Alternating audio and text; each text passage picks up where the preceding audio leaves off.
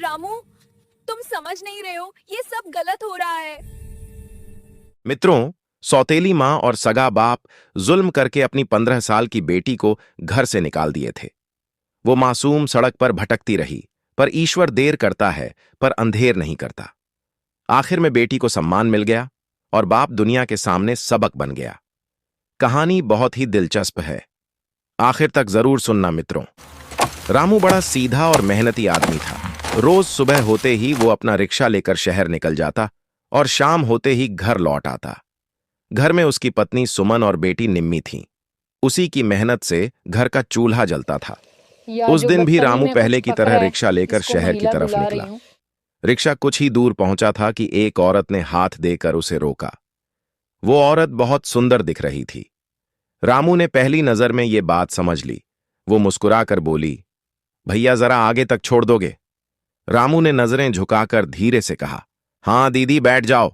झट से वह रिक्शा पर बैठ गई और रिक्शा आगे बढ़ा और थोड़ी देर बाद एक स्कूल के पास जाकर रुका। जैसे ही वो औरत उतरी, उसने पर्स में हाथ डाला, फिर हल्की हंसी के साथ बोली, अरे लगता है पैसे घर पर ही रह गए। रामू के दिल में एक पल को अजीब सी बेचैनी हुई। उसने धीरे से कहा, ठीक है दीदी, कोई बात नहीं। तभी वो औरत बोली, भैया बुरा मत मानना, अपना नंबर दे दीजिए, जैसे ही पैसे आएंगे लौटा दूंगी। रामू कुछ पल सोच में पड़ा। दिल में सवाल उठा, नंबर देना ठीक रहेगा या नहीं, मगर फिर जाने क्यों उसके हाथ ने जेब से कागज निकाला और नंबर लिखकर उस औरत को दे दिया। वो औरत धन्यवाद कहकर मुस्कुराती हुई वहां से चली गई। रामू की नजरें बार बार उसके पीछे जाती रहीं, जैसे कोई अजनबी खिंचाव उसे अपनी तरफ खींच रहा हो। रामू शाम को जब घर लौटा तो निम्मी दौड़ती हुई उसकी गोद में चढ़ गई। बाबा बाबा वो खुशी से हंस रही थी। रामू की दिन भर की थकान पलों में उतर गई। उसने बेटी को गले लगाया और माथे पर किस कर दिया। सुमन ने रसोई से आवाज लगाई, खाना तैयार है, आ जाओ। सुमन सीधी स्वभाव और बेहद खूबसूरत औरत थी, एक नेक पत्नी जो हर समय अपने पति और बेटी का ख्याल रखती थी। रामू के लिए वही उसका सुकून थी। मगर उस रात रामू के दिल में जैसे कुछ हलचल सी थी। उसके ख्याल बार बार उसी चेहरे पर अटक रहे थे, वही औरत जिसकी मुस्कान जैसे दिल पर छप गई थी। अगला दिन आया तो रामू के दिल में अजीब सी बेचैनी थी, जैसे वो किसी अनजाने इंतजार में हो। दोपहर को अचानक मोबाइल बजा। स्क्रीन पर अनजान नंबर देखकर रामू का दिल जोर से धड़कने लगा।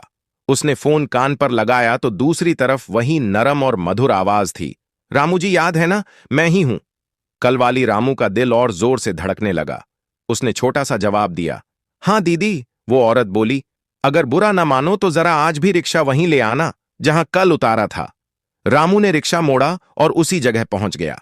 वहां वही औरत खड़ी थी, जैसे पहले से इंतजार कर रही हो। वो आगे बढ़ी और प्यारी मुस्कान के साथ बोली, मैं आपकी आभारी हूं, आपने कल मेरे लिए भलाई की। उसने पर्स से कुछ नोट निकाले और रामू की तरफ बढ़ा दिए और बोली, ये आपका किराया है, जो कल देना भूल गई थी। रामू ने हाथ बढ़ाया मगर फिर अचानक हाथ रोक लिया। एक पल बाद बोला, नहीं दीदी, इसकी जरूरत नहीं, आप इसे रख लो, मेरी तरफ से इनाम समझ लो। वो औरत होंठों पर हल्की शरारती मुस्कान ले पैसे वापस पर्स में रखती गई। फिर वहीं खड़ी होकर रामू से बातें करने लगी। उसकी आवाज मीठी थी, उसकी बातों में अजीब सा असर था। रामू सुनता रहा, मुस्कुराता रहा और समय का होश ही ना रहा। जब उसे होश आया तो घबराकर जल्दी से रिक्शे की तरफ बढ़ गया, मगर रिक्शे का हैंडल पकड़ दहाते उस औरत की परछाई उसके दिमाग में गहरी उतर चुकी थी। वो पल बार बार दिमाग में घूमने लगे। अब रामू की रोज की जिंदगी बदल चुकी थी। घर, बीवी, बच्ची सब पीछे रह गए थे। उसके दिल और दिमाग पर सिर्फ वही औरत थी।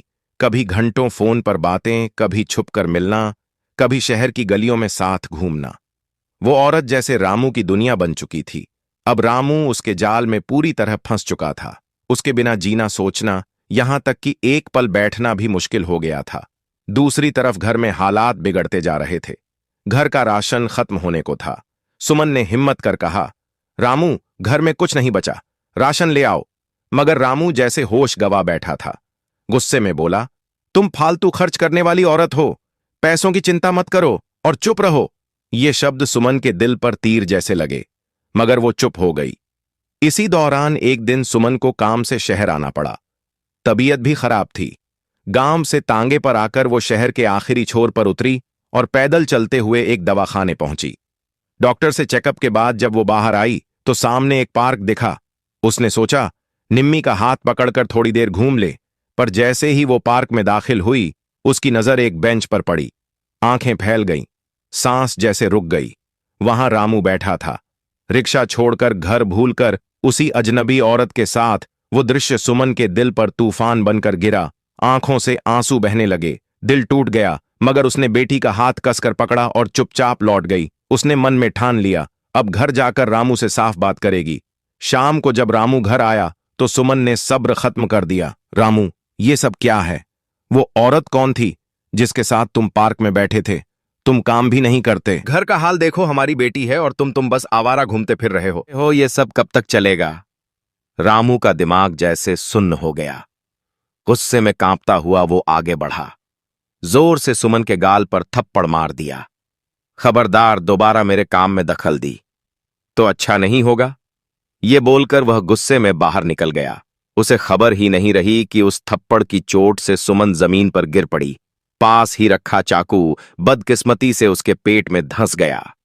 कई घंटे बीत गए, सुमन कमरे से बाहर नहीं निकली। जब रामू वापस आया तो पहले तो अनदेखा किया, फिर गुस्से से खुद दरवाजा खोला और जैसे ही नजर फर्श पर खून पर पड़ी उसकी आंखें डर से बड़ी हो गईं। सामने जमीन पर पड़ी निर्जीव सुमन। रामू के होश हवास उड़ गए थे जब उसने सुमन को खून में लथपथ देखा, मगर वो खुद को संभालते हुए जल्दी खून साफ करने लगा और रोने चिल्लाने लगा। शोर सुनकर गांव वाले इकट्ठे हो गए। रामू कांपती आवाज में बोला, ये गिर गई थी और चाकू पेट में लग गया। ईश्वर की यही मर्जी थी। गांव वालों ने उसकी बात पर यकीन कर लिया।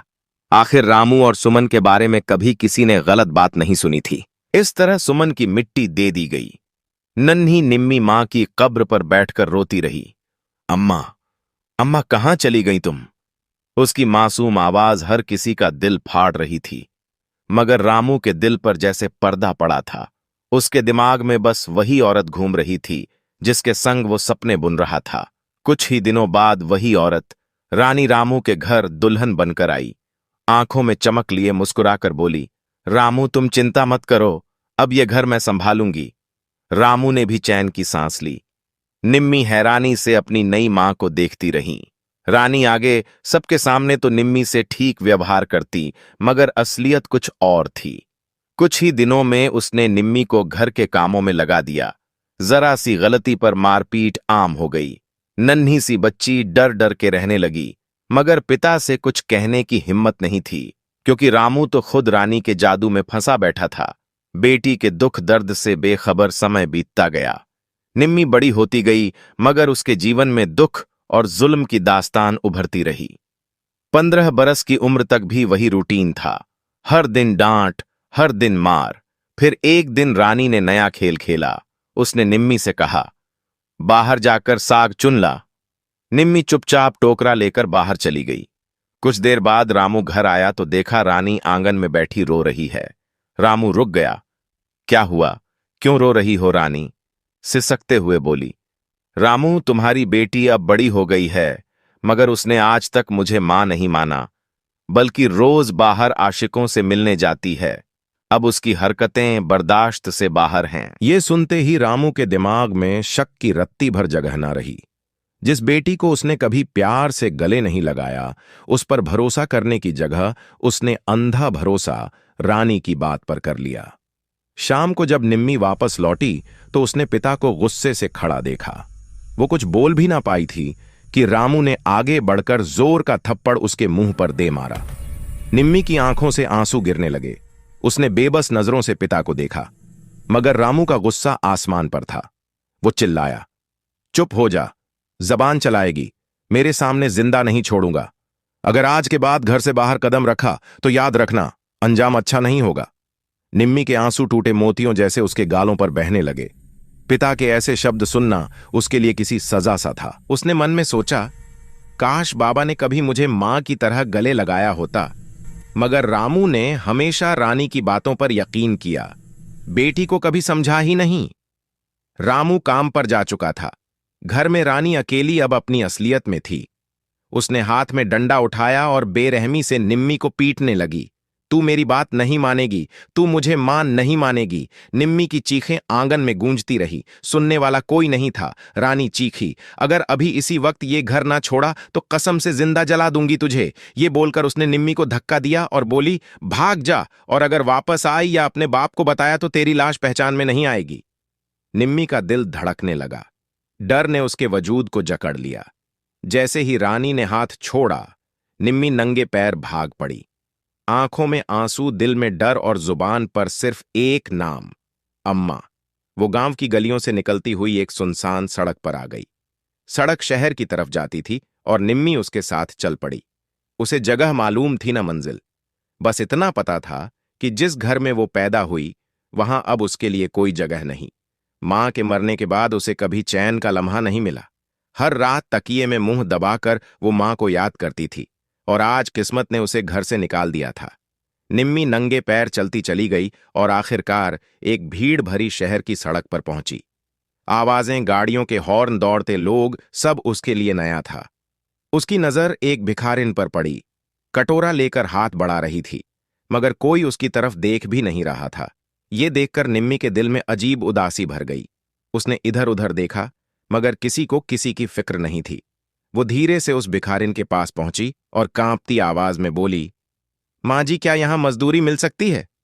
भिखारिन ने उसे ऊपर से नीचे देखा, फिर कड़वे सच में बोली, अरे लड़की, यहां बिना मतलब के कोई काम नहीं देता। अगर जीना है तो मेरे साथ भीख मांगना शुरू कर दे। ये सुनकर निम्मी का दिल और भारी हो गया, मगर पेट की भूख और जीने की मजबूरी इंसान से सब करवा देती है।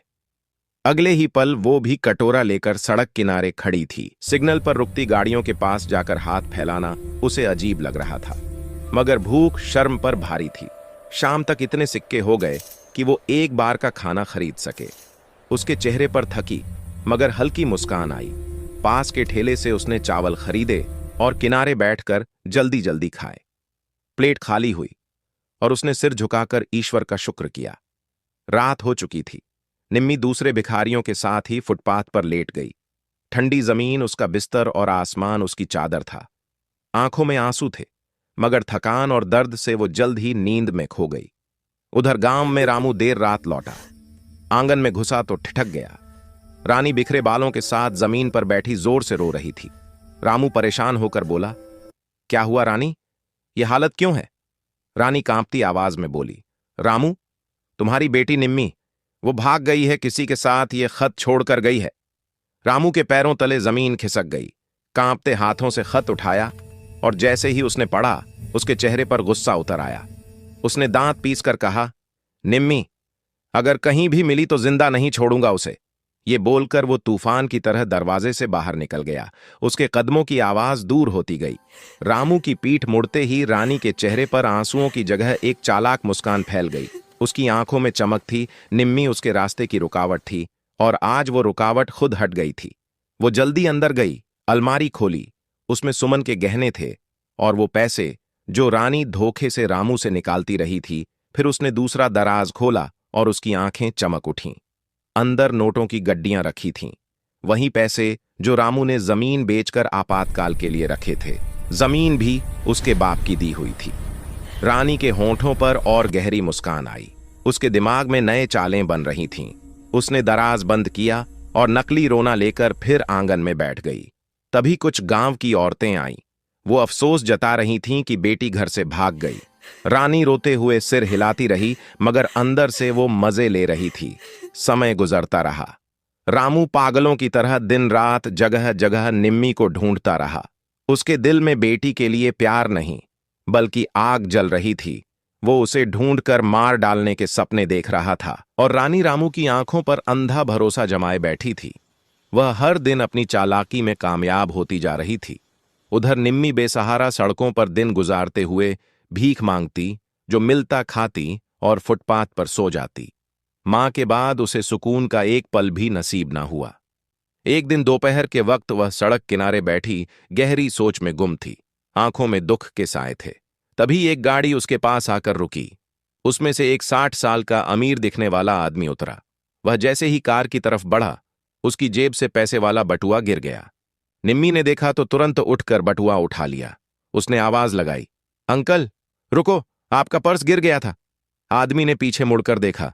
उसके सामने एक 17 से 18 साल की लड़की खड़ी थी। कपड़े पुराने, चेहरा थका, मगर आंखों में मासूमियत थी। निम्मी ने पर्स वापस देते हुए कहा, यह आपका है। आदमी की आंखों में नरमी उतर आई। उसने कहा, बेटी बहुत अच्छा किया, तूने नहीं देती तो मुझे बहुत मुश्किल होती। निम्मी ने जवाब दिया, यह तो मेरा फर्ज था अंकल। आदमी कुछ देर उसे देखता रहा, फिर बोला, तुम कौन हो, यहां क्या कर रही हो? निम्मी की आवाज भारी हो गई। उसने कहा, मेरा कोई नहीं, मैं अकेली हूं, भीख मांगकर जी रही हूं, कोई काम भी नहीं देता। आदमी कुछ देर सोचता रहा, फिर बोला, अगर तुम चाहो तो मेरे साथ चल सकती हो। मेरे घर में तुम्हें काम मिल जाएगा, रहने की जगह मिलेगी और इज्जत भी। निम्मी के दिल में पहली बार उम्मीद की किरण जगी। उसने धीरे से पूछा, क्या सच में आप मुझे काम पर रखोगे अंकल? मैं बहुत मेहनत करूंगी। आदमी मुस्कुराया और बोला, हां बेटी, आओ मेरे साथ। इसी तरह निम्मी उसके साथ बड़े बंगले तक पहुंची। जिंदगी में पहली बार उसने इतना बड़ा घर देखा। अंदर एक 50 साल की महिला खड़ी थी। उसने पूछा, ये लड़की कौन है? आदमी ने जवाब दिया, ये सड़क पर मिली थी, इसे काम की जरूरत है, इसलिए मैं इसे ले आया। महिला ने नरमी से कहा, बेटी अंदर आ जाओ, अब यह तुम्हारा भी घर है। निम्मी के दिल में पहली बार सुकून आया। उसे कमरा दिया गया, नए कपड़े मिले, अच्छा खाना मिला। वह दिन रात मेहनत करती और ईश्वर का धन्यवाद करती, लेकिन कभी कभी मां की याद आती तो उसका दिल टूट जाता। एक दिन वह कमरे में अकेली बैठकर रो रही थी। तभी घर की मालकिन अंदर आई। उसने पूछा, क्यों रो रही हो बेटी?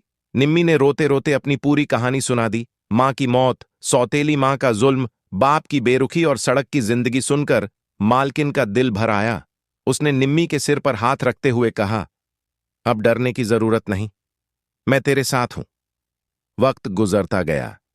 एक दिन बंगले में बहुत खुशी थी, क्योंकि मालिक का बेटा शिवम विदेश से पढ़कर वापस आ रहा था। पूरा घर सजाया गया, रोशनी थी, हंसी थी। जब शिवम घर आया तो सबने उसे गले लगाया, लेकिन उसकी नजर निम्मी पर टिक गई। उसकी सादगी, मासूमियत और झुकी निगाहों ने शिवम के दिल में जगह बना ली। बाद में जब उसे निम्मी की दर्द भरी जिंदगी के बारे में पता चला तो उसका दिल और पिघल गया। धीरे धीरे दोनों एक दूसरे के करीब आने लगे, और एक दिन शिवम ने अपने माता पिता के सामने कहा कि वह निम्मी से शादी करना चाहता है। शुरुआत में सब हैरान हुए, लेकिन बेटे की खुशी उनके लिए सबसे जरूरी थी। उन्होंने निम्मी को बुलाया। उसका दिल डर से कांप रहा था। कहाँ वह गरीब, गंदी गलियों में पली, और कहाँ इतना बड़ा घर। लेकिन किस्मत, ईश्वर लिखता है, कुछ दिनों बाद दोनों की शादी हुई। बंगले में खुशी का माहौल था। रिमी अपनी किस्मत पर यकीन नहीं कर पा रही थी। वह दिल से ईश्वर का धन्यवाद कर रही थी। उधर रानी मौका ढूंढ रही थी। एक दिन जब रामू काम पर गया तो कमला ने तुरंत किसी को फोन किया। थोड़ी देर बाद एक आदमी घर आया। दोनों ने मिलकर सारा पैसा, जेवर और कीमती सामान बोरियों में भर लिया और भाग गए। शाम को जब रामू घर लौटा तो घर खाली था। अलमारी खुली थी, सब गायब था। टेबल पर एक चिट्ठी थी। उसमें लिखा था, रामू, मैं अपने प्रेमी के साथ जा रही हूं। मैंने तुमसे शादी सिर्फ पैसों के लिए की थी, और हां, तुम्हारी बेटी को भी मैंने ही घर से निकाला था।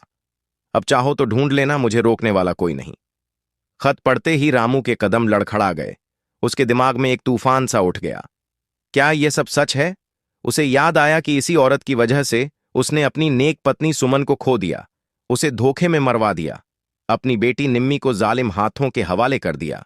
सारी जिंदगी उसे अपना प्यार ना दे सका, और जिस औरत के लिए यह सब कुछ किया, उसी ने उसका सब कुछ लूट कर भाग गई। रामू जमीन पर गिर पड़ा, सीना पकड़कर फूट फूट कर रोने लगा। उसकी आंखों से निकले आंसू जमीन को भिगो रहे थे। दिल का दर्द एकदम बढ़ गया, और फिर अचानक एक जोरदार झटका उसके जिस्म पर पड़ा। उसे पालिस का दौरा पड़ गया। कुछ ही पल में उसकी एक टांग हमेशा के लिए बेकार हो गई। अब वह कमरे में पड़ा अपनी जिंदगी के फैसलों पर अफसोस कर रहा था। कुछ दिन गांव वालों ने साथ दिया, मगर फिर सब अपनी अपनी जिंदगी में व्यस्त हो गए। रामू अब अपनी टूटी जिंदगी और बीमार टांग के साथ अकेला रह गया। वह एक पुरानी व्हीलचेयर पर खुद को धकेलता हुआ शहर की सड़कों पर निकल आया। जहां कल तक वह रिक्शा चलाता था, आज वही रामू हर सिग्नल पर गाड़ियों के सामने हाथ फैला रहा था। लोग तरस खाकर कुछ सिक्के या नोट उसके कटोरे में डाल देते और वह उसी बेइज्जती से जिंदगी घसीटता जा रहा था। एक दिन सिग्नल पर एक चमचमाती हुई गाड़ी आकर रुकी। रामू अपनी व्हील चेयर आगे बढ़ता है, कांपती आवाज में कहता है, बेटे कुछ पैसे दे दो। गाड़ी में बैठे एक नौजवान ने तरस खाकर कुछ नोट उसके कटोरे में डाल दिए। रामू शुक्र अदा करने के लिए सिर उठाता ही है कि उसकी नजर उस गाड़ी में बैठी लड़की पर पड़ती है। लड़की साफ सुथरे कपड़े पहने मोबाइल में व्यस्त थी। रामू की सांस रुकने लगती है, आंखों में आंसू भर जाते हैं। लरजती आवाज से बस एक शब्द निकलता है, निम्मी, मेरी बेटी निम्मी। यह आवाज सुनते ही लड़की चौंक कर सिर उठाती है। उसकी नजर सामने जाती है। वहां उसका बाप था, टूटी व्हील चेयर पर मिट्टी से भरा चेहरा, आंखों में पछतावा, हाथ में कटोरा लिए भीख मांगता हुआ। वह पल उसके लिए किसी ख्वाब और हकीकत के बीच जैसा था। वह इंसान जो कभी उसका बाप था, आज इस हालत में सामने था। लेकिन तभी सिग्नल हरा हो गया और गाड़ी आगे बढ़ने लगी। निम्मी कर में बैठी शीशे में देखती रही। घर पहुंचते ही वह फूट फूट कर रो पड़ी। शिवम ने घबराकर पूछा, निम्मी क्या हुआ? निम्मी हिचकियों में सारी बात सुना देती है। शिवम उसका हाथ पकड़कर कहता है, वो जैसा भी था, निम्मी वो तुम्हारा बाप है, हमें उसके पास जाना चाहिए। निम्मी रोते हुए सिर न में हिलाती है और कहती है, नहीं शिवम, मैं नहीं जाऊंगी। उसने कभी मुझे नहीं अपनाया। उसने मेरी मां को मुझसे छीन लिया, मुझे सौतेली मां के जुल्मों में धकेल दिया। आज अगर वह इस हाल में है तो यह उसका कर्म है, उसकी सजा है। वह मेरा बाप जरूर है, लेकिन मेरे दिल के लिए वह एक अजनबी है। तो यह सब उसके अपने फैसलों का नतीजा था। उधर दूसरी तरफ रामू चीखता हुआ सड़क पर बैठा उस गाड़ी को जाता देख रहा था।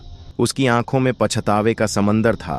वह बुदबुदा रहा था, काश मैं उस औरत के जाल में ना आता, काश मैंने अपनी पत्नी सुमन को ना खोया होता, काश मैंने अपनी बेटी निम्मी को खुद से दूर ना किया होता, तो आज इस हालत में ना होता। तभी अचानक एक तेज रफ्तार ट्रक बेकाबू होकर आया और चंद लम्हों में रामू की व्हील चेयर को जोरदार टक्कर मार दी। उसका जिस्म हवा में उछला और फिर सड़क पर जाकर गिरा। खून चारों तरफ फैल गया। लोग जमा हुए, मगर कोई आगे आने को तैयार नहीं था। हर कोई पुलिस केस से डर रहा था। कुछ ही मिनटों में रामू की सांसें हमेशा के लिए थम चुकी थीं। सड़क पर पड़ा उसका बेजान जिस्म यह गवाही दे रहा था कि गलत फैसले और जुल्म का अंजाम सिर्फ तड़प और मौत है। उधर शिवम के समझाने पर आखिरकार निम्मी ने हिम्मत की और उसी जगह वापस आई। लेकिन जब वह वहां पहुंची तो वहां का मंजर उसके दिल को चीर गया। बेजान पड़ा था। उसकी आखिरी सांसें कब की निकल चुकी थीं। चारों तरफ लोग खड़े थे, कोई देख रहा था, कोई सरगोशियां कर रहा था। निम्मी की आंखों से आंसू बहने लगे। लड़खड़ाती आवाज में उसने कहा, गलतियों के बावजूद वो मेरे बाप थे और बाप की मौत का दुख दिल को तोड़ देता है। निम्मी ने ही उसके कफन और दफन का इंतजाम किया। पास के खेत में रामू को दफनाकर उसका अंतिम संस्कार किया गया। निम्मी खामोशी से कब्र के पास खड़ी थी, हाथ उठाए दुआ कर रही थी और रो रही थी। उसके दिल ने गवाही दी कि ईश्वर सबसे बड़ा इंसाफ करने वाला है। इंसान चाहे जितनी चालें चल लें, चाहे कितनी गलतियां कर लें, मगर अंजाम वही मिलता है जो वह खुद बोता है। निम्मी ने दिल ही दिल में शुक्र अदा किया कि ईश्वर ने उसे अंधेरों से निकालकर इज्जत और सुकून की जिंदगी दी। आसमान पर शाम की लाली थी। उसके कब्र के पास में सन्नाटा था और वह लम्हा यह बता रहा था कि इंसान का असली साथ सिर्फ उसके नेक काम होते हैं, बाकी सब फनी है। तो मित्रों, यह कहानी आप सभी लोगों को कैसी लगी है कमेंट करके जरूर बताना, और चैनल पर आप नए हैं तो चैनल को सब्सक्राइब करके बेल आइकन ऑल पर प्रेस कर लेना, जिससे आप सभी लोगों को इसी प्रकार से प्राचीन कहानियां और कथाएं सबसे पहले प्राप्त हो सके।